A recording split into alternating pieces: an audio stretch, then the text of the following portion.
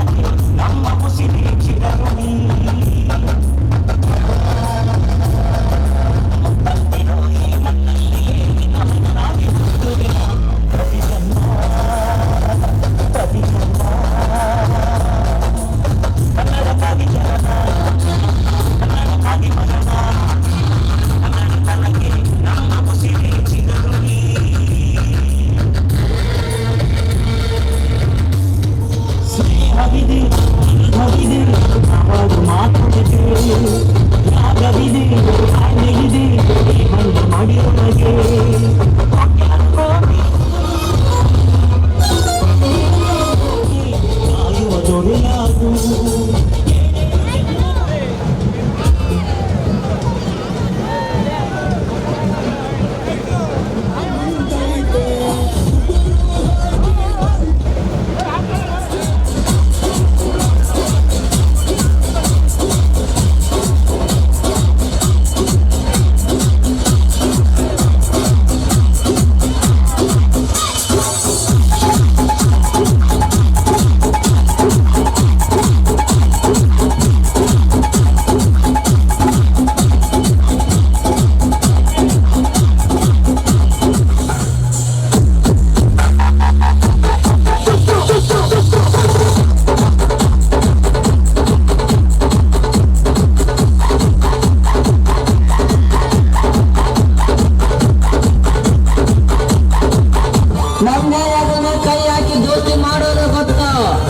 ಕಾಲ ಹಿಡಿದ ಒಡೆಯೋದ ಗೊತ್ತು.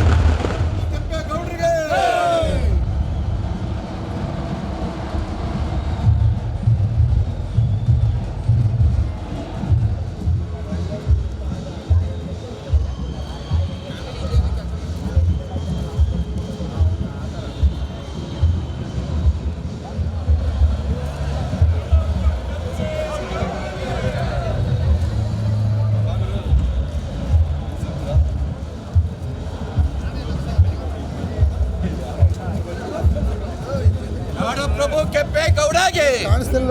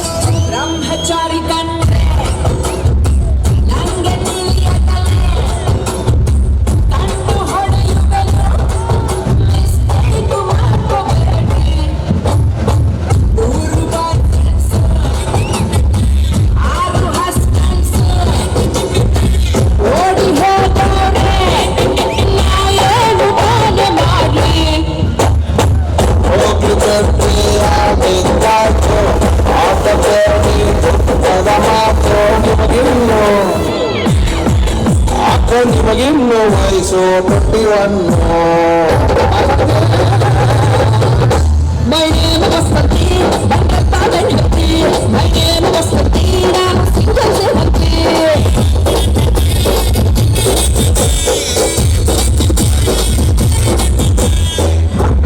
ಮೈಲಾರಕ್ಕೆ ಬಂದೆ ನಾನು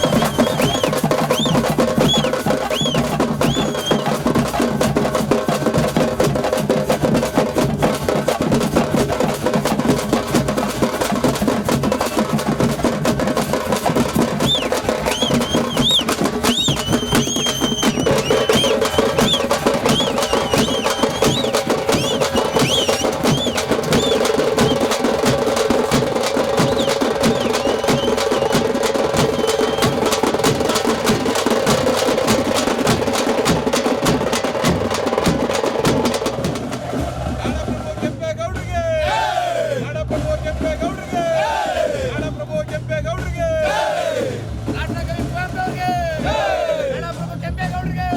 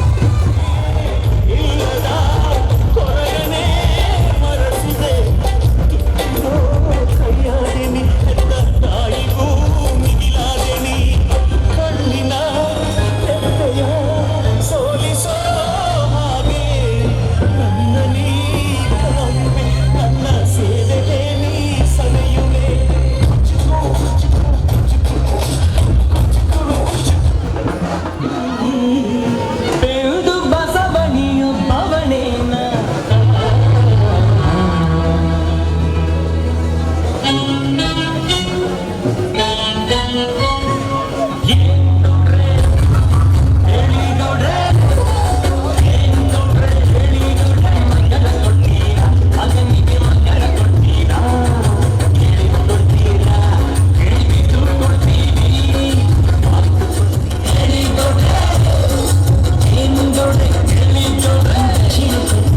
ಮಧುವಿಗೆ ದಕ್ಷಿಣ ಕೊಡ್ತೀರಾ ಹೇಳಿದ್ರೆ ಕೊಡ್ತೀವಿ ಹೇಳಿದ್ರು ಕೊಡ್ತೀವಿ ಕೊಡ್ತೀವಿ ಅಂತ ಮಾತು ಕೊಡ್ತೀವಿ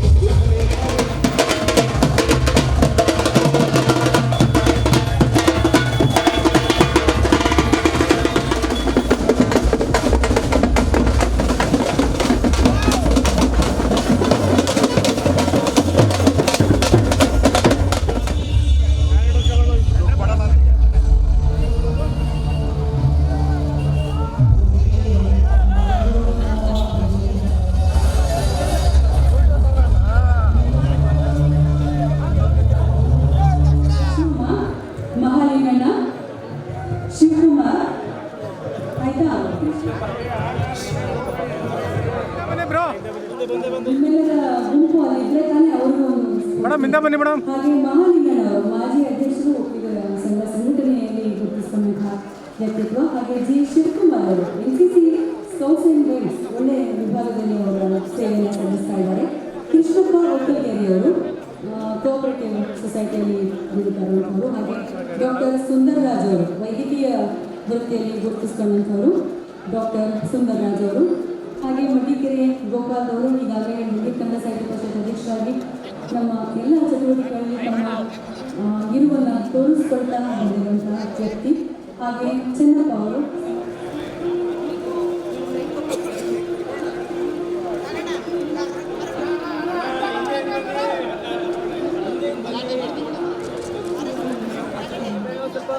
ಅಣ್ಣ ಮೊಬೈಲ್ ಹಿಂದೆ ಬನ್ನಿ ಅಣ್ಣ ಚೂರು ಸೈಡು ಹಿಂದೆ ಒಂದು ಸ್ವಲ್ಪ ಫ್ಲಾಶ್ ಹೌದ್ರಾ ಅಣ್ಣ ಮೊಬೈಲ್ ಅವ್ರು ಹಿಂದೆ ಬನ್ನಿ ಅಣ್ಣ. ಅಣ್ಣ ಹಿಂದೆ ಬನ್ನಿ ಅಣ್ಣ ಕೈ ಕೈ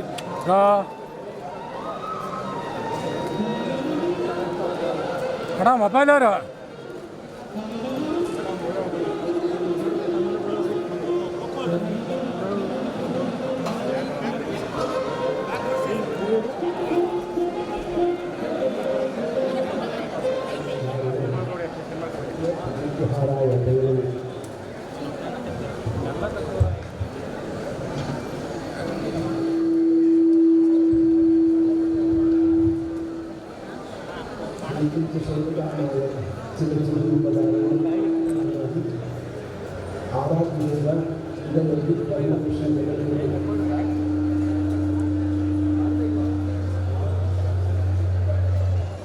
ಜಗದ್ಗುರು ಡಾಕ್ಟರ್ ಬಾಲಗಂಗಾಧರ ಮಹಾಸ್ವಾಮಿಯವರ ದಿವ್ಯ ಚೇತನವನ್ನು ಸ್ಮರಿಸಿ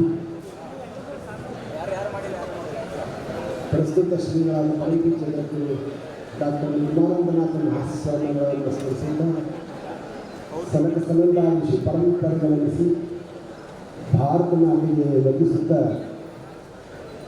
ಇಂದು ಮೈಸೂರು ಕನ್ನಡ ಮತ್ತು ಸಂಸ್ಕೃತಿ ಇಲಾಖೆ ಮೈಸೂರು ಮಹಾನಗರ ಪಾಲಿಕೆ ಹಾಗೆ ಶ್ರೀ ಕೆಂಪೇಗೌಡ ಜಯಂತ್ಯೋತ್ಸವ ಸಮಿತಿ ಸಂಯುಕ್ತಾಶ್ರಯದಲ್ಲಿ ನಾಡಪ್ರಭು ಕೆಂಪೇಗೌಡರ 517ನೇ ಜಯಂತ್ಯೋತ್ಸವದ ಈ ಪವಿತ್ರ ವೇದಿಕೆಯಲ್ಲಿ ಪಾಲ್ಗೊಂಡು ಈ ಕಾರ್ಯಕ್ರಮದ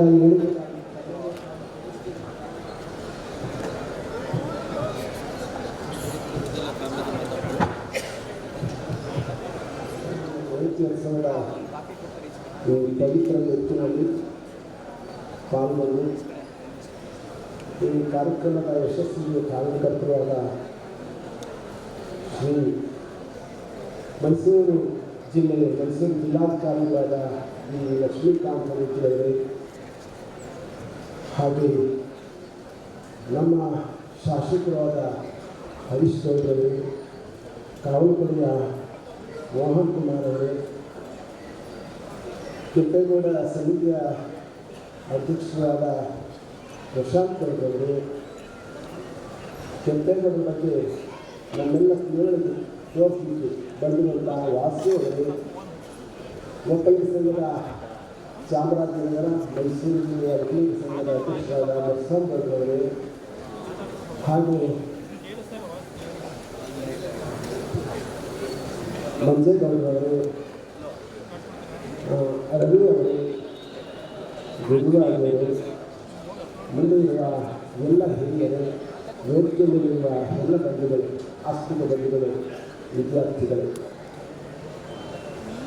ಮೈಸೂರು ನಗರ ಸಾಂಸ್ಕೃತಿಕ ನಗರ, ಸುಂದರ ನಗರ.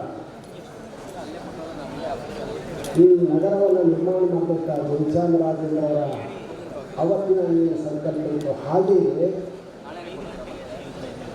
ಬೆಂಗಳೂರು ನಗರವನ್ನು 517 ವರ್ಷಗಳ ಹಿಂದೆಯೇ ಅದರ ಸ್ಕೆಚ್ಚನ್ನು ಹಾಕದಂಥವರು ಕೆಂಪೇಗೌಡ. 4 ಭಾಗದಲ್ಲಿ 4 ಗೇಟನ್ನು ಇಟ್ಟು ಇದು ಹೀಗೆ ಅಭಿವೃದ್ಧಿ ಆಗ್ತದೆ ಅಂತ ಹೇಳಿ ಅವತ್ತು ಸಂಕಲ್ಪ ಪಟ್ಟು ಅವರಷ್ಟಕ್ಕೆ ನಿಲ್ಲಿಲ್ಲ. ಕಾರ್ಯಸಿದ್ಧಿ ಹೀಗಿಂತ ಯಾರಾದರೂ ಅಂದರೆ ಸದಾ ಕಡೆ ಗಮನವನ್ನು ಹರಿಸಿ ತಮ್ಮನ್ನು ತಾವು ತ್ಯಾಗಿಗಳನ್ನ ಯಾರು ಮಾಡ್ಕೊಳ್ತಾರೋ ಅವ್ರು ಮಾತ್ರ ಸಾಧ್ಯ ಆಗ್ತದೆ. ಅಂತಹ ಕೆಲಸವನ್ನು ಹಿಂದೆಯೇ ಕೆಂಪೇಗೌಡರು ಮಾಡಿ ನಮ್ಮ ಕುವೆಂಪುರು ರಾಷ್ಟ್ರಕವಿ ಕುವೆಂಪು ಅವರು ಹೇಳಿದಾಗೆ ನಮ್ಮ ನಾಡು ಹೇಗಪ್ಪ ಇದೆ ಅಂತ ಅಂದರೆ ಸರ್ವ ಜನಾಂಗದ ಶಾಂತಿಯ ತೋಟ ಅಂತ ಏನು ಅವರು ಕರೆದಿದ್ದಾರೋ ಅದನ್ನು ಅವತ್ತೇ ಕಂಡುಹಿಡಿದಿದ್ದಾರೆ. ಎಲ್ಲ ಭಾಗಗಳಲ್ಲಿ ಎಲ್ಲ ವರ್ಗಗಳನ್ನು ಪರಿಚಯಿಸಿ ಅವರನ್ನೆಲ್ಲ ಬೆಂಗಳೂರಿನಲ್ಲಿ ಕರೆತಂದು ಇವತ್ತು ಬೆಂಗಳೂರು ನಗರ ವಿಶ್ವದ ಭೂಪಟದಲ್ಲಿ ಸಿಲಿಕಾನ್ ಸಿಟಿಯಾಗಿ ಗುರುತಿಸಿಕೊಂಡಿದ್ದೇವೆ. ನಾವು ಹೆಮ್ಮೆ ಪಡ್ತೇವೆ. ಅಂತಹ ದಾರ್ಶನಿಕರು ನಮ್ಮಲ್ಲಿದ್ದರಲ್ಲ, ಅದನ್ನು ನಮ್ಮ ಮಕ್ಕಳಿಗೆ, ಮುಂದಿನ ಮಕ್ಕಳಿಗೆ ತೋರಿಸ್ಬೇಕು. ಯಾರು ಗೊತ್ತು ನಮ್ಮಲ್ಲಿ ಇರುವಂಥ ನಮ್ಮ ವಿದ್ಯಾರ್ಥಿಗಳು ಅವರಲ್ಲಿ ಟಿಶ್ಯೂ ಹೊಡಿಬೋದು. ನಾನು ಒಮ್ಮೆ ಹಾಗೆ ಆಗ್ತೀನಿ ಅನ್ನುವಂಥ ಸಮಾಜ ಸೇವಕನ ಆಗ್ತೀನಿ, ಸಮಾಜ ಗುರುವಿನ ಆಗ್ತೀನಿ,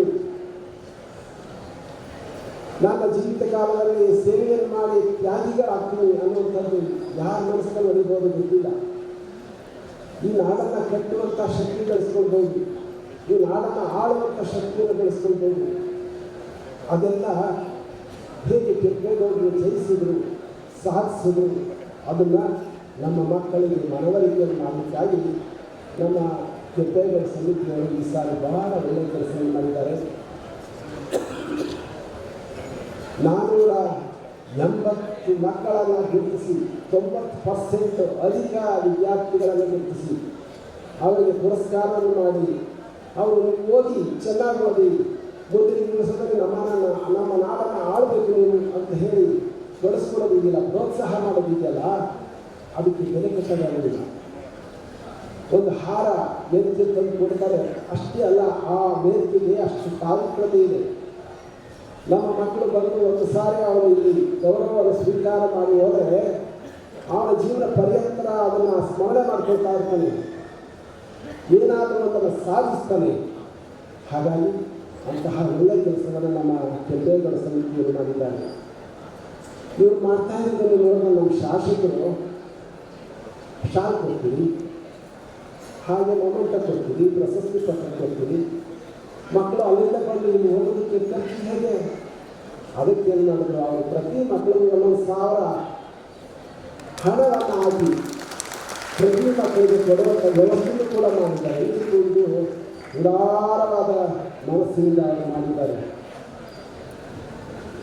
ಮತ್ತು ಇವತ್ತು ಏನು ಕೆಂಪೇಗೌಡ ಜಯಂತಿ ಆಚರಿಸ್ತಾರೆ, ಕೆಂಪೇಗೌಡ ಮೂರ್ತಿ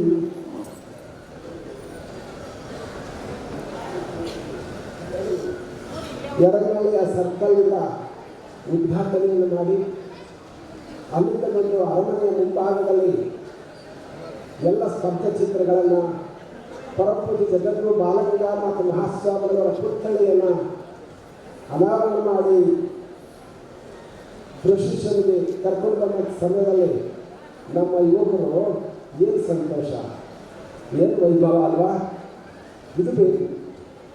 ಸಂತೋಷವೇ ಪ್ರಾಜ್ಞ ಅಂತಾರೆ. ಸಂತೋಷವಾಗಿರಬೇಕು ಜೀವನದಲ್ಲಿ, ನಗ್ತಾ ನಗ್ತಾ ಇರಬೇಕು, ಕಷ್ಟ ಬಂದರೂ ಸಹಿಸಬೇಕು, ಹಿಂದಕ್ಕೆ ಹೋಗಬಾರ್ದು. ಅಂತಹ ಎಲ್ಲ ಗುಣಗಳನ್ನು ನಮ್ಮ ಯುವಕರು ಮೈಗೂಡಿಸ್ಕೊಳ್ಳುವಂಥ ಕೆಲಸವನ್ನು ಮಾಡಿದ್ದಾರೆ. ಸಂತೋಷ ಪಡೋಣ. ನಮಗೆ ಹೆಮ್ಮೆ ಅಂತ ಅಂದರೆ ಈ ವರ್ಷ ನಾವು ಏನು ಹಾಲಲ್ಲಿ ನಮ್ಮ ಜನನ ತುಂಬಕ್ಕಾಗಲೇ ಇಲ್ಲ. ಅವ್ರ ಸಾಲದಲ್ಲಿ ಇಷ್ಟೇ ಜನ ಹೊರಗಡೆ ನಿಂತು, ಈಗ 2 ಹೊರಗಡೆ ನಿಂತು ಈ ಕಾರ್ಯಕ್ರಮವನ್ನು ಆಲಿಸ್ತಾ ಇದ್ದಾರೆ. ಇಷ್ಟು 3 ಗಂಟೆ ಆದರೂ ನೀವೆಲ್ಲ ಕುಳಿತು ಬೆಳಗ್ಗೆ 11 ಗಂಟೆಯಿಂದ ಕುಳಿತು ಈ ಕಾರ್ಯಕ್ರಮವನ್ನು ಆಲಿಸಿದ್ದೀವಿ. ಕೆಂಪೇಗೌಡರ ಜೀವನದ ಉದ್ದೇಶವನ್ನು ನಮ್ಮ ಮಕ್ಕಳಿಗೆ ತಿಳಿಸಿ, ನಮ್ಮ ಶಾಸಕರು ಮತ್ತು ನಮ್ಮ ಕೆಂಪೇಗೌಡ ಸಮಿತಿಯವರು ಒಳ್ಳೆಯ ಕಾರ್ಯಕ್ರಮವನ್ನು ಆಯೋಜಿಸಿ ಚೆನ್ನಾಗಿ ನಿರ್ವಿಘ್ನವಾಗಿ ನಡೆಸ್ಕೊಟ್ಟಿದ್ದಾರೆ. ಅದಕ್ಕೆ ಜಿಲ್ಲಾಡಳಿತ, ನಮ್ಮ ಜಿಲ್ಲಾಧಿಕಾರಿಗಳು ಅವರಷ್ಟೇ ಒಳ್ಳೆಯ ಮನಸ್ಸಿನಿಂದ ಎಲ್ಲ ಅಧಿಕಾರಿಗಳು ಮುಕ್ತವಾಗಿ ಬಿಟ್ಟು ಈ ಕಾರ್ಯಕ್ರಮಕ್ಕೆ ಹೇಗೆ ನಡೆಯಬೇಕು, ಚೆನ್ನಾಗಿ ನಡೆಯಬೇಕು ಅಂತೇಳಿ ಉರುಗಿಸಿ ಈ ಕಾರ್ಯಕ್ರಮವನ್ನು ಯಶಸ್ವಿಗೊಳಿಸಿದ್ದಾರೆ. ಎಂದು ಎಲ್ಲರೂ ಒಟ್ಟುಗೂಡಿದ್ರೆ ಅದು ಜಾತ್ರೆ. ಅಂತಹ ಜಾತ್ರೆಯನ್ನು ನಾವೆಲ್ಲ ಮಾಡಿದ್ದೇವೆ. ಮುಂದಿನ ದೇಶದಲ್ಲಿ ನಮಗೆ, ನಮ್ಮ ಮಕ್ಕಳಿಗೆ ಪೂಜ್ಯ ಜಗದ್ಗುರು ಬಾಲಗಂಗಾಧರ ಮಹಾಸ್ವಾಮಿಗಳವರು ತಾಯಿ ಚಾಮುಂಡೇಶ್ವರಿ ಆಶೀರ್ವಾದವನ್ನು ಮಾಡಲಿ ಅಂತ ಹೇಳಿ ನಾನು ಮಾತನಾಡಿಸ್ತೇನೆ. ಶುಭವಿಸ್ತೇನೆ. ಇತಿಹಾಸ ಉಪನ್ಯಾಸಕರು, ಸರ್ಕಾರಿ ಪದವಿ ಪೂರ್ವ ಕಾಲೇಜು, ಕುವೆಂಪು ನಗರ, ಮೈಸೂರು. ಇವರು ತಮ್ಮ ಉಪನ್ಯಾಸವನ್ನು ನೀಡಬೇಕು ಅಂತ ಕೇಳ್ಕೊಳ್ತಾ ಇದ್ದಾರೆ. ಆದಿಚುಂಚನಗಿರಿ ಮೈಸೂರು ಶಾಖಾ ಮಠದ ಪೀಠಾಧ್ಯಕ್ಷರಾದ ಶ್ರೀ ಶ್ರೀ ಶ್ರೀ ಸೋಮನಾಥ ಸ್ವಾಮೀಜಿಗಳ ಪಾದಾರವಿಂದಗಳಿಗೆ ನಮಸ್ಕಾರ ಮಾಡಿ, ವೇದಿಕೆ ಮೇಲಿನ ಎಲ್ಲ ಗಣ್ಯರಿಗೆ ನಮನಗಳನ್ನು ತಿಳಿಸುತ್ತಾ, ವೇದಿಕೆ ಮುಂದೆ ಕುಳಿತ ಎಲ್ಲ ಪ್ರೇಕ್ಷಕ ಪ್ರಭುಗಳಿಗೆ ಮೊದಲಿಗೆ ಕ್ಷಮೆ ಕೇಳ್ತಾ ಇದ್ದೀನಿ. ಈ ಹೊತ್ತಿಗೆ ನಾನು ಮಾತನಾಡ್ಬೋದಾ, ಇದನ್ನು ಅರಗಿಸಿಕೊಂಡು ನೀವು ಕೂತ್ಕೋಬೋದಾ ಅನ್ನೋದು ದೊಡ್ಡ ಯಕ್ಷ ಪ್ರಶ್ನೆ ನನ್ನ ಮುಂದೆ. ಅನಿವಾರ್ಯ. ಬಹಳಷ್ಟು ಜನ ವಿದ್ಯಾರ್ಥಿಗಳಿದ್ದೀರಿ ಅಂತ ಅನ್ಕೋತೀನಿ, ಅವರ ಪೋಷಕರು ಕೂಡ ಇದ್ದೀರಿ. ಬೆಳಗಿನ ತರಗತಿಗೆ ಹೋದಾಗ ತರಗತಿ ಕೋಣೆ ಹೀಗೆ ತುಂಬಿರುತ್ತೆ. ಮಧ್ಯಾಹ್ನ ಮೇಲೆ ಬಹಳ ಮಕ್ಕಳು ಇರೋದೇ ಇಲ್ಲ. 20-22 ವರ್ಷದಿಂದ ಹಾಗೆ ಪಾಠ ಕೂಡ ಮಾಡ್ಕೊಂಡು ಬಂದಿದ್ದೀವಿ. ಹಾಗಾಗಿ ನನಗೇನು ಅದರ ಅಭ್ಯಂತರ ಇಲ್ಲ. ಕೇಳುವ ನಿಮ್ಮ ಕಿವಿಗಳ ಶಕ್ತಿಯ ಮೇಲೆ ನನ್ನ 4 ನುಡಿಗಳನ್ನು ಹೇಳೋದಕ್ಕೆ ಪ್ರಯತ್ನ ಮಾಡ್ತೀನಿ. ಬಂಧುಗಳೇ, ನನ್ನನ್ನು ಈ ಕಾರ್ಯಕ್ರಮದ ಮುಖ್ಯ ವಿಚಾರವನ್ನು ಹೇಳೋದಕ್ಕೆ ಅಂತೇಳಿ ಕರೆದಿದ್ದಾರೆ. ಸಮಯದ ಅಭಾವ ನನಗೂ ಗೊತ್ತಿದೆ. ಒಂದು ಕಡೆ DVG ಬರೀತಾರೆ, ಮೊದಲು ಉದರ ಪೂಜೆ ಮಿಕ್ಕವೆಲ್ಲವದರಿಂದ. ಮೊದಲು ಉದರ ಪೂಜೆ ಮಿಕ್ಕವೆಲ್ಲವದರಿಂದ. ಮೊದಲು ಹೊಟ್ಟೆ ಪೂಜೆ ಆದರೆ ಜಗತ್ತಿನ ಎಲ್ಲ ದೇವರನ್ನು ಆಮೇಲೆ ಪೂಜೆ ಮಾಡಿ ಅಂತ ಎಲ್ಲರಿಗೂ ಹುಸಿವು ಕಾಡ್ತಾ ಇದೆ. ಈ ಹೊತ್ತಿಗೆ ನಾನು ಎಷ್ಟರ ಮಟ್ಟಿಗೆ ಸಫಲನಾಯಿತು ನನಗೆ ಗೊತ್ತಿಲ್ಲ. ಆದರೂ ಈ ದಿನದ ಅತ್ಯಂತ ಶ್ರೇಷ್ಠ ಸಾರ್ಥಕತೆಯ ಬಗ್ಗೆ 4 ನುಡಿಗಳನ್ನು ಹೇಳಿ ಈ ಮಾತಿಗೆ ವಿರಾಮ ಹಾಕ್ತೀನಿ. ಬಂಧುಗಳೇ, ಸ್ವಾಮಿ ವಿವೇಕಾನಂದರು ಮೈಸೂರು ರಾಜರ ಒಂದು ಪತ್ರ ಬರೀತಾರೆ. ಆ ಪತ್ರದಲ್ಲಿ ಒಂದು ಒಕ್ಕಣೆ ಇರುತ್ತೆ. ಯಾವ ವ್ಯಕ್ತಿ ತನ್ನ ಇಡೀ ಜೀವನವನ್ನ ಬೇರೆಯವರಿಗೋಸ್ಕರ ಬದುಕಿರುತ್ತಾನೋ ಅವನು ಸತ್ತ ಮೇಲೂ 1000 ವರ್ಷ ಬದುಕಿರುತ್ತಾನೆ ಅಂತ ಹೇಳಿ ವಿವೇಕಾನಂದರು ಬರೀತಾರೆ. ಪ್ರಾಯಶಃ ಆ ಮಾತು ಇವತ್ತಿಗೆ ಅನ್ವರ್ಥ ಆಗಿದ್ರೆ ಅದು ನಾಡಪ್ರಭು ಕೆಂಪೇಗೌಡರು. ತನ್ನ ಇಡೀ ಬದುಕನ್ನ 59 ವರ್ಷಗಳ ಬದುಕನ್ನ ಬೇರೆಯವರಿಗಾಗಿಯೇ ಬದುಕಿದ್ದ ಏಕೈಕ ಮಾಂಡಲಿಕ ಅಥವಾ ಭಾರತದ ಇತಿಹಾಸದಲ್ಲಿ ಇಂತಹ ಒಬ್ಬ ಸುಸಂಪನ್ನ ಅತ್ಯಂತ ಶ್ರೇಷ್ಠ ಸಾಮಂತ ದೊರೆ ಇನ್ನಿರಲಾರ ಅನ್ನೋದೇ ಈ ಹೊತ್ತಿಗೆ ನಾವೆಲ್ಲ ಹೆಮ್ಮೆ ಪಡಬೇಕಾದಂತಹ ಸಂಗತಿ. ಯಾಕೆ ಈ ಹೊತ್ತಿಗೆ ಕೆಂಪೇಗೌಡರನ್ನ ನಾವು ನೆನಪಬೇಕು ಅಂದ್ರೆ 3 ಕಾರಣಗಳಿಗೆ ಕೆಂಪೇಗೌಡರನ್ನ ನಾವೆಲ್ಲ ಸಂಭ್ರಮಿಸಬೇಕಾಗಿದೆ. ಜಾತಿ, ಧರ್ಮ, ಮತ, ಭಾಷೆ, ನಮ್ಮ ಎಲ್ಲ ಸಂಕೀರ್ಣತೆಗಳ ಗಡಿಯನ್ನು ಮೀರಿ ನಾವು ಯಾಕೆ ಕೆಂಪೇಗೌಡರನ್ನ ಸಂಭ್ರಮಿಸಬೇಕು ಅಂದ್ರೆ 3 ಕಾರಣಕ್ಕೆ. 1, ಕೆಂಪೇಗೌಡರಿಗಿದ್ದ ದೂರದರ್ಶಿತ್ವ. 2, ಕೆಂಪೇಗೌಡರಲ್ಲಿದ್ದ ಕರ್ತೃತ್ವ ಶಕ್ತಿ. 3, ಕೆಂಪೇಗೌಡರಲ್ಲಿದ್ದ ಬಹುತ್ವ. ಈ 3ಕ್ಕಾಗಿ ಇಡೀ ದೇಶ ಅಥವಾ ಇಡೀ ಜಗತ್ತು ಕೆಂಪೇಗೌಡರನ್ನು ಅತ್ಯಂತ ಆದರವಾಗಿ ಸಂಭ್ರಮಿಸಬೇಕಾಗಿದೆ. ಒಂದು ವೇಳೆ ನಮ್ಮ ಸ್ವಾಮೀಜಿ ಮಾತಾಡುವಾಗ ಹೇಳಿದರು, ಕುವೆಂಪು ತನ್ನ ನಾಡಗೀತೆಯಲ್ಲಿ ಅತ್ಯಂತ ಹೊನ್ನುಡಿಯನ್ನು ಬರೆದರು. ಸರ್ವ ಜನಾಂಗದ ಶಾಂತಿಯ ತೋಟ ಅಂತ. ಇವತ್ತಿಗೆ 517 ವರ್ಷಗಳ ಹಿಂದೆ ಆ ಮಾತನ್ನ ಸಾಕ್ಷಾತ್ಕರಿಸಿದಂತ ಅತ್ಯಂತ ಶ್ರೇಷ್ಠ ವ್ಯಕ್ತಿ ನಾಡಪ್ರಭು ಕೆಂಪೇಗೌಡ. ಯಾರಿಗೆ ಕೆಂಪೇಗೌಡ? ಇತಿಹಾಸ ಉಪನ್ಯಾಸಕನಾಗಿ ಈ ಹೊತ್ತಿಗೆ 4 ವಿಚಾರಗಳನ್ನ ಆ ಹೊತ್ತಿಗೆ ನಾನು ನಿಮಗೆ ಹೇಳಕ್ ಬಯಸ್ತೇನೆ. ಬಂಧುಗಳೇ, ಈ ನಾಡನ್ನ ಕರ್ನಾಟಕದ ಕನ್ನಡದ 2ನೇ ಮನೆತನ ಗಂಗರು 650 ವರ್ಷಗಳ ಕಾಲ ಆಳ್ವಿಕೆ ಮಾಡೋದು. 650 ವರ್ಷಗಳ ಕಾಲ ಕರ್ನಾಟಕ ಸೇರಿದಂತೆ ಇಡೀ ದಕ್ಷಿಣ ಭಾರತವನ್ನು ಆಳ್ವಿಕೆ ಮಾಡೋದು. ದಕ್ಷಿಣ ಭಾರತದಲ್ಲಿ ಈ ಹೊತ್ತಿನ ತಮಿಳುನಾಡನ್ನ ಕೊಂಗು ನಾಡು ಅಂತ ಕರೀತಾ ಇದ್ರು. ಕೊಂಗು ಅಂದ್ರೆ ಸುವಾಸನೆಯನ್ನು ಬೀರುವಂತ ನಾಡು, ಅತ್ಯಂತ ಹೆಚ್ಚು ಗಂಧದ ಮರಗಳಿದ್ದು, ಹಾಗಾಗಿ ಸುವಾಸನೆ ಬೀರುವಂತ ನಾಡಾಗಿದ್ದು ಕೊಂಗು ನಾಡು ಅಂತ ಕರೀತಿದ್ರು. ಅದಕ್ಕಾಗಿ ಅವರಿಗೆ ಕೊಂಗುಣಿ ವರ್ಮ ಅಂತ ಕೂಡ ಕರೀತಾರೆ. 650 ವರ್ಷಗಳ ಕಾಲ ಗಂಗರು ಕರ್ನಾಟಕವನ್ನು ಆಳ್ವಿಕೆ ಮಾಡುವಾಗ ಕರ್ನಾಟಕದ ಒಂದಷ್ಟು ಜನ ದಂಡಾಧಿಕಾರಿಗಳನ್ನ, ಅತ್ಯಂತ ಶ್ರೇಷ್ಠ ಸಾಮಂತರನ್ನ ಅಥವಾ ಅತ್ಯಂತ ಶ್ರೇಷ್ಠ ಮುಖಂಡರನ್ನ, ಅತ್ಯಂತ ಶ್ರೇಷ್ಠ ಪಾತ್ಯಾಧಿಕಾರಿಗಳನ್ನ ತಮಿಳುನಾಡಿನ ಭಾಗಕ್ಕೂ, ತಮಿಳುನಾಡಿನಿಂದ ಒಂದಷ್ಟು ಜನರನ್ನ ಕರ್ನಾಟಕದ ಭಾಗಕ್ಕೂ ಅವರು ಹಂಚಿಕೆ ಮಾಡಿದರು.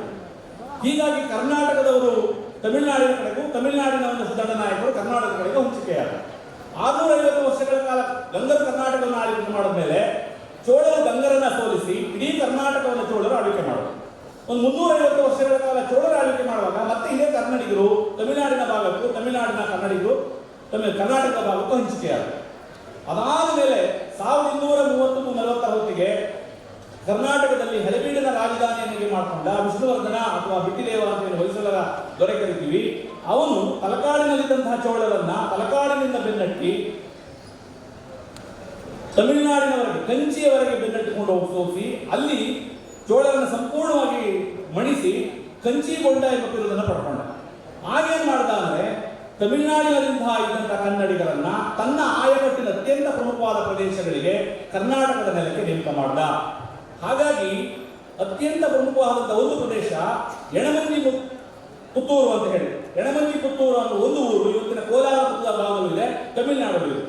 ಆ ಎಣಮಂಜಿ ಪುತ್ತೂರು ಅನ್ನುವ ಭಾಗದಲ್ಲಿದ್ದಂತಹ ಒಬ್ಬ ವ್ಯಕ್ತಿ, ರಣಬೈರೇಗೌಡ ಅನ್ನುವ ಒಬ್ಬ ವ್ಯಕ್ತಿ ತನ್ನ 6 ಜನ ಅಣ್ಣ ತಮ್ಮಂದಿರ ಜೊತೆಗೆ ಹೊಯ್ಸಳ ವಿಷ್ಣುವರ್ಧನ ದಂಡನಾಯಕರಾಗಿ ಅಧಿಕಾರಿಗಳಾಗಿ ಶಿವಗಂಗೆ ಬೆಟ್ಟದ ಹತ್ರ ಈ ನಂದಿ ಬೆಟ್ಟ ಅಂತ ಏನಿದೆಯೋ, ನಂದಿ ಬೆಟ್ಟದ ಪಕ್ಕದ ಆವತಿ ಅನ್ನುವ ಗ್ರಾಮಕ್ಕೆ ಈ ರಣಬೈರೇಗೌಡ ಅನ್ನೋರು ಬಂದರು. ಯಾರೇ ರಣಬೈರೇಗೌಡ ಅಂದ್ರೆ ನಾನು ಹೇಳಿಕೊಟ್ಟಿರೋ ಕಥಾನಾಯಕದ ಪೂರ್ವಜರು. ರಣಬೈರೇಗೌಡರು ಮತ್ತು ಕೆಂಪಮ್ಮ ಈ ಆವತಿ ಪ್ರದೇಶದಲ್ಲಿ ವಾಸ ಮಾಡ್ತಿದ್ದ ಸಂದರ್ಭದಲ್ಲಿ ಅವರ ಹತ್ರ ಇದ್ದಂತಹ ಒಂದಷ್ಟು ಹಣವನ್ನ, ಪ್ರದೇಶಗಳನ್ನ ಆಕ್ರಮಣ ಮಾಡಿಕೊಂಡು ಅಲ್ಲಿದ್ದಂತಹ ಒಂದಷ್ಟು ಸೊತ್ತನ್ನ ತನ್ನ 6 ಜನ ಅಣ್ಣ ತಮ್ಮದಿರಿಗೆ ಹೆಚ್ಚಿ ಈ ರಣಬೈರೇಗೌಡ ಅನ್ನೋರು ಯಲಹಂಕದಲ್ಲಿ ಬಂದು ನೆಲೆ ನಿಂತು.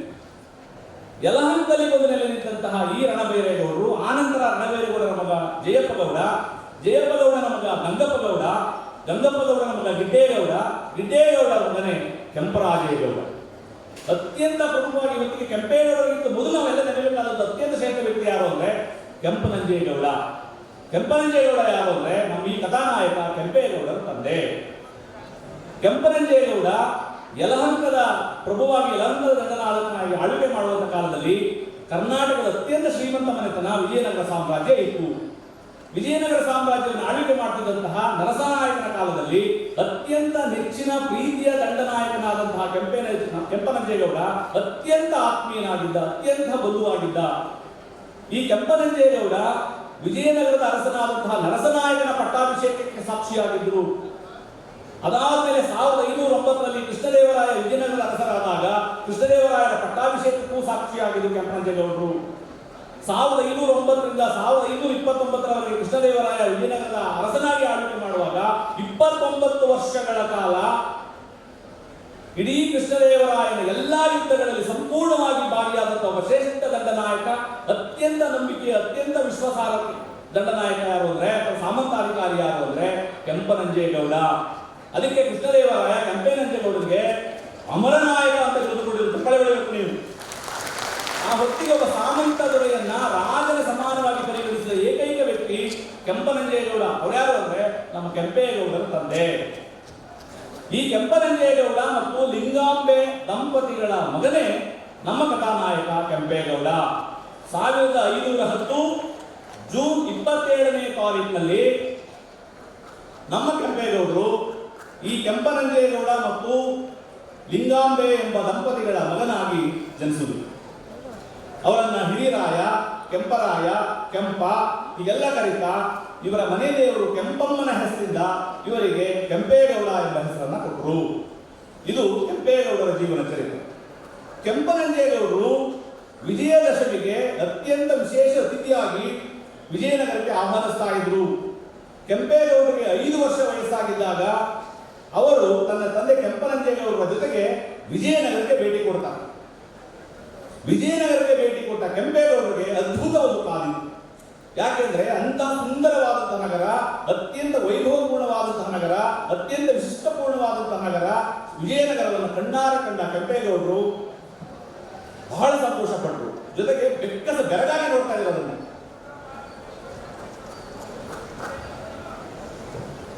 ಹೀಗೆ ಕೆಂಪೇಗೌಡರ ಅತ್ಯಂತ ಚಿಕ್ಕ ವಯಸ್ಸಿನಲ್ಲಿಯೇ ವಿಜಯನಗರ ಅತ್ಯಂತ ಪ್ರಭಾವಿ ಪಾತ್ರವನ್ನು ಬೀರಿತ್ತು. ಅವರನ್ನ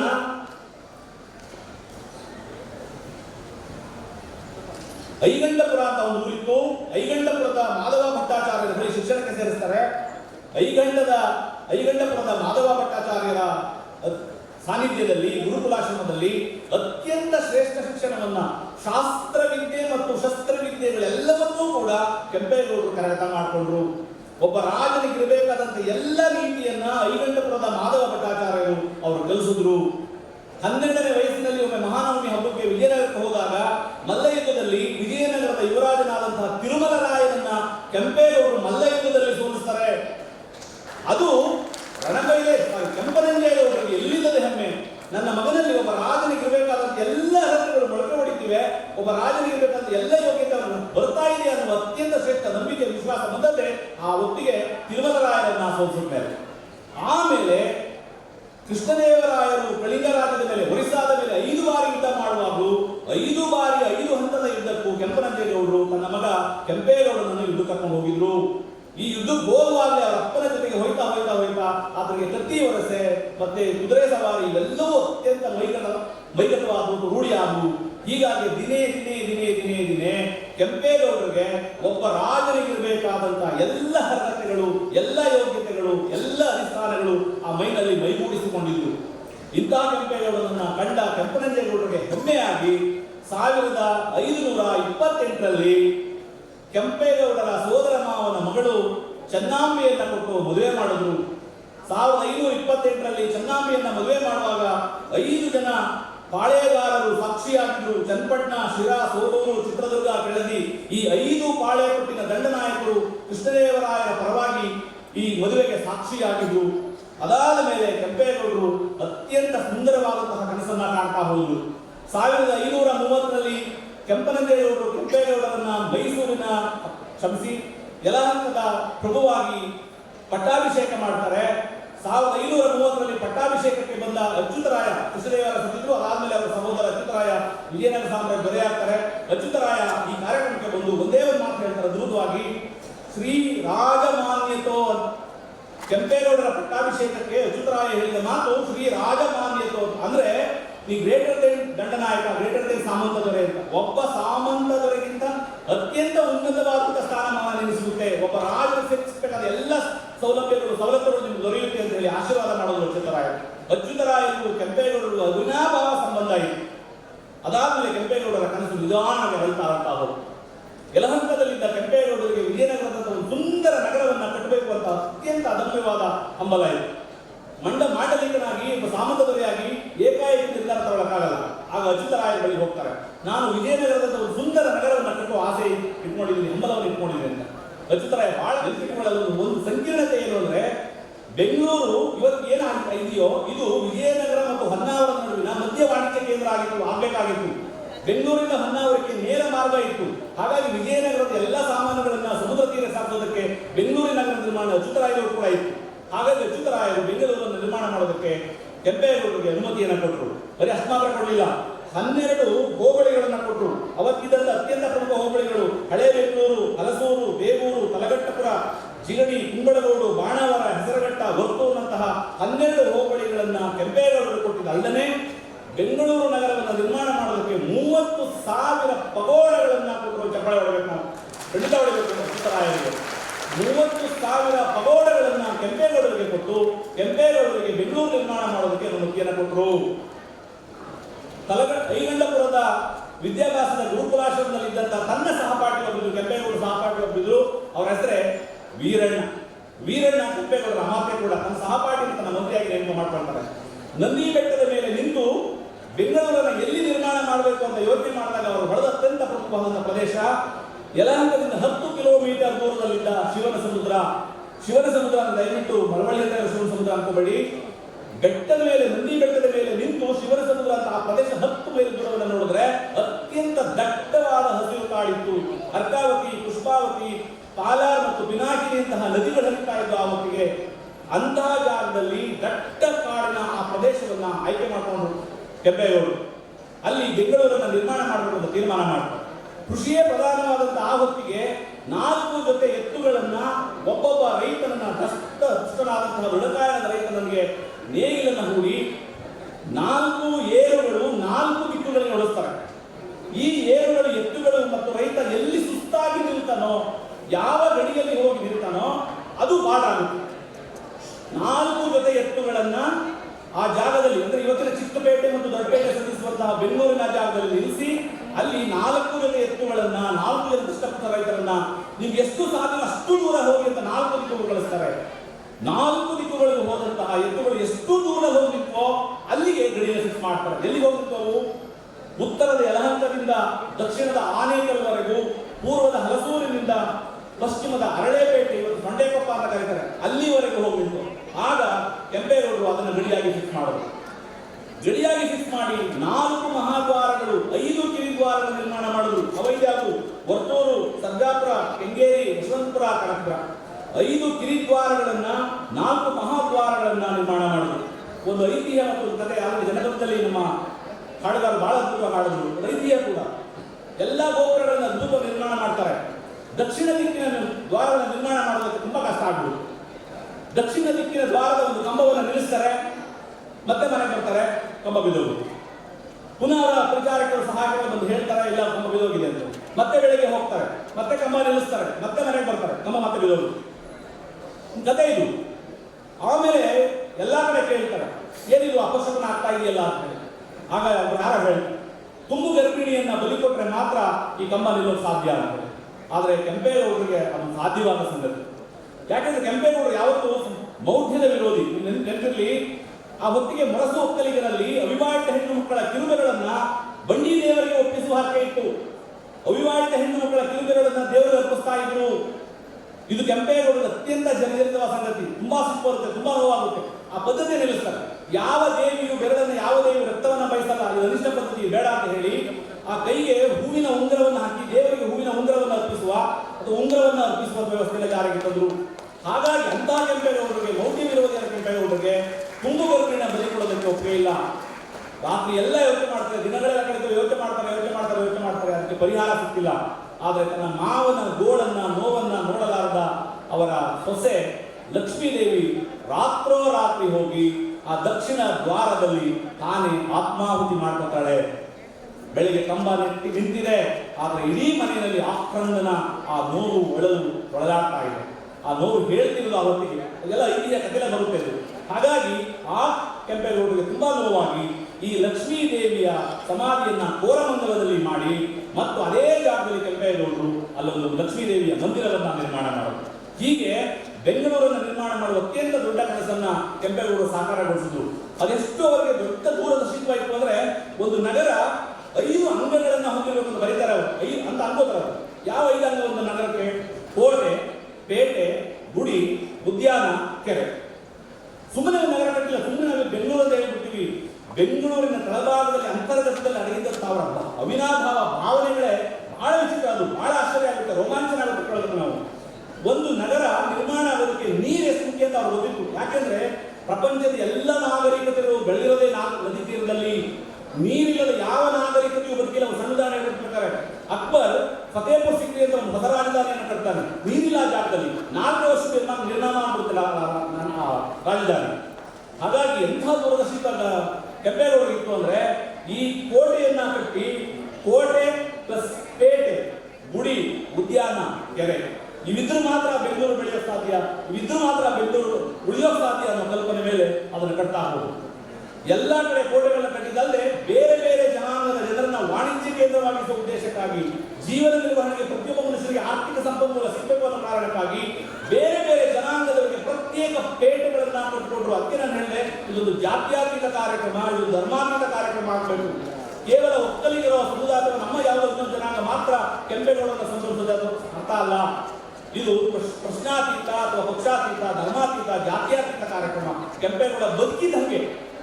ಹಾಗಾಗಿ ಒಂದು ಪ್ರಶ್ನಾತೀತ, ಒಂದು ಜಾತ್ಯಾತೀತ ಕಾರ್ಯಕ್ರಮ ಆಗಬೇಕು.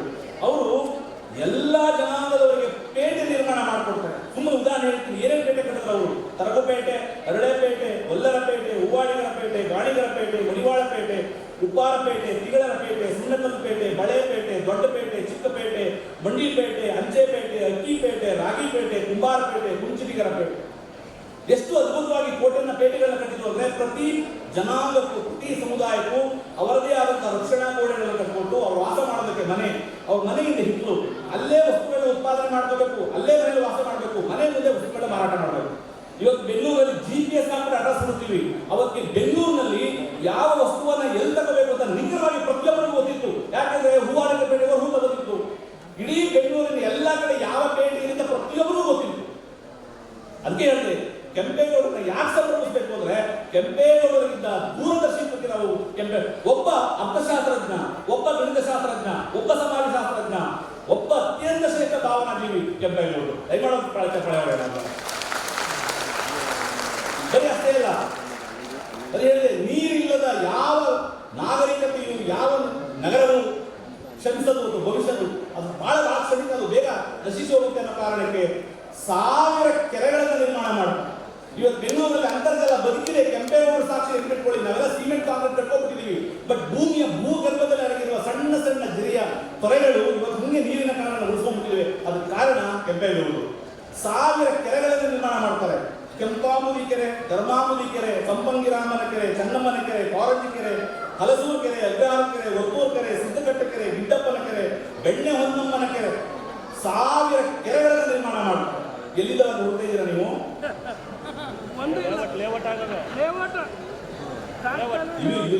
ಇವೆ ಸದಾ ಮನುಷ್ಯರಿಂದ ಗಿಜಿಗುಡುತ್ತಿರುವ ಮೆಜೆಸ್ಟಿಕ್ ನೋಡಿದ್ರೆ ಇರ್ಬೋದು ನೀವೆಲ್ಲರೂ. ಮೆಜೆಸ್ಟಿಕ್ ಧರ್ಮಾಂಬುದಿ ಕೆರೆ ಒಂದು ಕಾಲದಲ್ಲಿ ಅತ್ಯಂತ ತಿಳಿನೀರಿನ ತರಂಗಗಳು ತೇಲ್ತಾ ಇದ್ದವು ಅಲ್ಲಿ. ಇವತ್ತು ಅತ್ಯಂತ ಜನನಿಬಿಡ ಪ್ರದೇಶ. ಧರ್ಮಾಂಬುದಿ ಕೆರೆಯ ಮೇಲೆ ನಾವು ಮೆಜೆಸ್ಟಿಕ್ ಅನ್ನ ನಿರ್ಮಾಣ ಮಾಡಿದ್ವಿ. ಕಂಠೀರವ ಸ್ಟೇಡಿಯಂ ಇದೆ, ನೀವು ಮದುವೆ ನಮಗೆ. ಸಂಪಂಗಿರಾಮನ ಕೆರೆಯ ಮೇಲೆ ಕಂಠೀರವ ಸ್ಟುಡಿಯೋನ ಕಟ್ಟಿದ್ವಿ. ಎಲ್ಲ ಕೆರೆಗಳನ್ನ ನಾವು ಈ ಅತ್ಯಂತ ಆಧುನಿಕ ಜನಸಂಖ್ಯೆ ಬೆಳೆದಂಗೆ ನಮ್ಮ ಧಾವಂತ ಬದುಕಿಗೆ ಹೊಂದ್ಕೊಂಡಂಗೆ ನಿಧಾನ ಒಂದೊಂದನ್ನು ಮುಚ್ಕೊಂಡು ಬಂದ್ವಿ. ಆದ್ರೆ ಭೂಗರ್ಭದಲ್ಲಿ ನೀರಿನ ಸೆಲೆಗಳು ಹಾಗೆ ಅಂತರ್ಗತವಾಗಿ ಉಳ್ಕೊಂಡು, ಅದಕ್ಕಾಗಿ ಕೆಂಪೇಗೌಡರು ನಾವು ನೆನೆಸ್ಕೋಬೇಕಾಗಿದೆ. ಅಂತಹ ಕೆಂಪೇಗೌಡರು ಬಯಸಿದಲ್ಲ, ಎಷ್ಟು ದೇವಸ್ಥಾನಗಳನ್ನ ಕಟ್ಟಿದ್ರು. ಗವಿ ಗಂಗಾಧರೇಶ್ವರ ದೇವಸ್ಥಾನ, ದೊಡ್ಡ ಬಸವನ ಗುಡಿ, ಆಂಜನೇಯನ ಗುಡಿ, ಹಲಸೂರಿನ ಸೋಮೇಶ್ವರ ದೇವಸ್ಥಾನ, ಅಣ್ಣಮ್ಮನ ದೇವಸ್ಥಾನ, ಇಂತಹ 100 ದೇವಸ್ಥಾನಗಳನ್ನ ಅಲ್ಲಿ ಕಟ್ಟಿದ್ರು. ಎಲ್ಲ ಧರ್ಮದವರಿಗೆ ಮೀರಿ, ಜಾತಿಯವರಿಗೆ ಮೀರಿ ಅವರವ್ರು ಬೇಕಾದಂತ ಎಲ್ಲ ದೇವಸ್ಥಾನಗಳನ್ನ ಬೆಂಗಳೂರಿನಲ್ಲಿ ನಿರ್ಮಾಣ ಮಾಡಿದ್ರು. ಅವ್ರು ಎಂತಹ ಬಹಳ ಶ್ರೇಷ್ಠವಾದ ಐಡಿಯಾ ಆಗಿತ್ತು ಅಂದ್ರೆ ಅನ್ಕೊಳ್ಳಿ. ಇವತ್ತಿಗೂ ಬೆಂಗಳೂರಿನಲ್ಲಿ ಸುತ್ತ ದೂರಗಳಲ್ಲಿ ಹೊರೆಗಲ್ಲು ಅಂತ ಇದೆ. ಹೊರೆಗಲ್ಲು ನನಗೆ ಪ್ರಾಮಾಶ್ಚರ್ಯ ಆಯ್ತು. ಹೊರೆಗಲ್ಲು ಅಂದ್ರೆ ಏನು ಅಂದ್ರೆ, ಯಾವುದೇ ಒಬ್ಬ ರೈತ ತನ್ನ ಉತ್ಪನ್ನವನ್ನು ತಗೊಂಡು ಮಾರುಕಟ್ಟೆಗೆ ಮಾರಾಟ ಮಾಡೋದು ಬಂದಿದ್ದಾಗ ಆಯಾಸ ಆದ್ರೆ ಎತ್ತರವಾದಂತಹ ಜಾಗದಲ್ಲಿ ತಲೆ ಮೇಲಿದ್ದ ಅಥವಾ ಹೆಗಲ ಮೇಲಿದ್ದ ಹೊರೆಯಿಂದ ಪಕ್ಕದಲ್ಲಿ ಇಸ್ಕೊಡ್ಕೊಂಡು ಹೊರೆಗಲ್ಲು, ಅವ್ನು ಎತ್ತರದೇ ಮಟ್ಟದ ಒಂದು ಹೊರೆಗಲ್ಲನ್ನ ಮಾಡ್ತಿದ್ರು. ಕೆಳಗಡೆ ಇಟ್ಟರೆ ಮತ್ತೆ ಎತ್ತು ತಲೆ ಮೇಲೆ ಇಟ್ಕೊಡಕ್ಕಾಗಲ್ಲ ಅನ್ನೋ ಕಾರಣಕ್ಕೆ ಹೊರೆಗಲ್ಲನ್ನ ಮಾಡ್ತಿದ್ರು. ಆ ಹೊರೆಯನ್ನ ಪಕ್ಕದಲ್ಲಿ ಇಟ್ಟು ಆ ರೆಸ್ಟ್ ಮಾಡಾದ್ಮೇಲೆ ಮತ್ತೆ ಹೊರೆ ತಲೆ ಮೇಲೆ ಇಟ್ಟು ಹೋಗ್ತಿದ್ರು. ಇಂಥ ಹೊರೆಗಲ್ಲುಗಳನ್ನ ಕೆಂಪೇಗೌಡರು ನಿರ್ಮಾಣ ಮಾಡಿದ್ರು.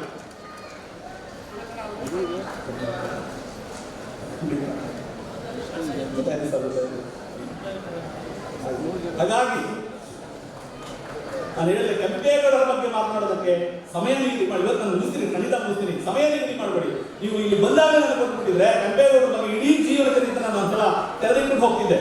ಯಾಕಂದ್ರೆ ಅಷ್ಟು ಆಸಕ್ತಿಕರ, ರೋಮಾಂಚನಕರವಾದ ಒಬ್ಬ ವ್ಯಕ್ತಿ ಇರೋದು ಕೆಂಪೇಗೌಡರು. ಇಂತಹ ಕೆಂಪೇಗೌಡರು 1569 ಗೊತ್ತಿರೋ ಕಡೆಯ ಭಾಗವನ್ನು ಹೇಳಿ ಇಟ್ಕೊಡ್ತೀನಿ ಕಡಾಖಂಡಿತವಾಗಿ.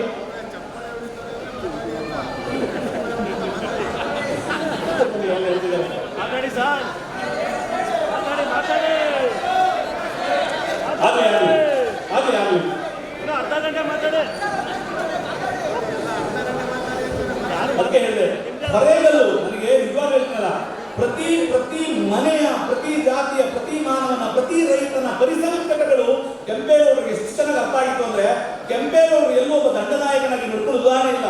ಜನಪದ ಕಥೆ ಹೇಳ್ತಾರೆ, ದುರ್ಗವರು ಹೇಳ್ತಾರೆ, ಕುಂತು ಕುಣಿಗಲ್ ಗೆದ್ದ, ನಿಂತು ಬಾಂಡಿ ಗೆದ್ದ, ಮಾತಾಡಿ ಸಾಮ್ರಾಜ್ಯವನ್ನೇ ಗೆದ್ದ ಅಂದವರು ಕೆಂಪೇಗೌಡರು.